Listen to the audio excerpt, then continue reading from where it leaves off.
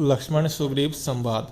श्री रामचंद्र जी की आज्ञा पाकर सदैव बड़े भाई के हित में लगे रहने वाले लक्ष्मण क्रुद्ध होकर किष्किंधा की ओर चले। मार्ग के वृक्षों को बलपूर्वक गिराते हुए, पर्वत शिखरों को उठाकर फेंकते हुए, नगर की ऊंची ऊंची अट्टालिकाओं से सुशोभित बाजारों और चौराहों को पार कर वे सुग्रीव के राजप्रसाद में जा पहुँचे। लक्ष्मण को अत्यंत क्रोधित देखकर सुग्रीव के सुभट भयभीत होकर इधर उधर भागने लगे। लक्ष्मण सीधे सुग्रीव के रनिवास में पहुंचे। वहां से मृदंग की ताल के साथ कोकिल कंठी कामिनियों के गायनों के स्वर निकल रहा था। महाबली लक्ष्मण ने सुग्रीव के उस अंतपुर में अनेक रूप रंग की बहुत सी रूप यौवन के गर्भ से भरी हुई सुंदर स्त्रियों को देखा। नुपुरों की झंकार और करधनी की खनखनाहट करती हुई परिस्त्रियों को देखकर शीलवान लक्ष्मण अत्यंत लज्जित हो गए। श्री रामचंद्र जी का कार्य सिद्ध होते ना देखकर कुपित लक्ष्मण ने धनुष की टंकार की, जिससे समस्त दिशाएं गूंजी उठी। उस समय सुग्रीव के कक्ष में इंद्र की अप्सराओं को भी लजाने वाली नृत्यांगनाएं नुपुरों और मेखलाओं की झंकार के साथ नृत्य कर रही थी और सुग्रीव मदपान से अचेत अर्धनिर्मिलित नेत्रों से यह सब देख रहा था। धनुष के टंकार की ध्वनि को सुनते ही नृत्य करने वाली रमणियां भयभीत होकर एक और खड़ी हो गई। भय से सुग्रीव का मुख पीला पड़ गया।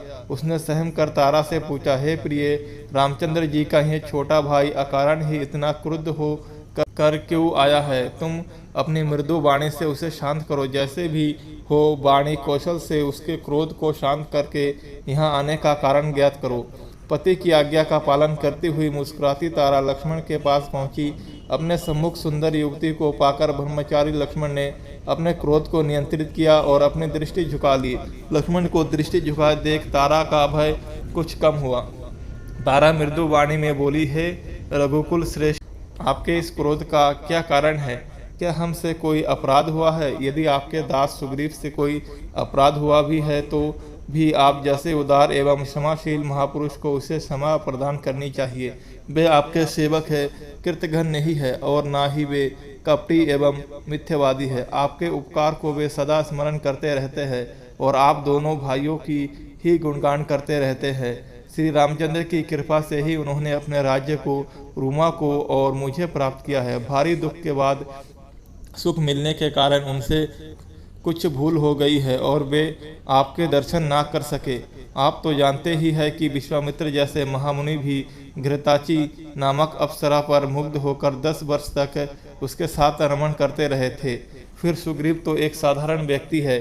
हे राघव, मैं हाथ जोड़कर प्रार्थना करती हूँ कि आप उन्हें क्षमा कर दें। मैं आपको विश्वास दिलाती हूँ कि वे श्री रामचंद्र जी के कार्य के लिए राज्य का सुख मुझे, रूमा और अंगद को भी छोड़ देंगे और जब तक जनक दुलारी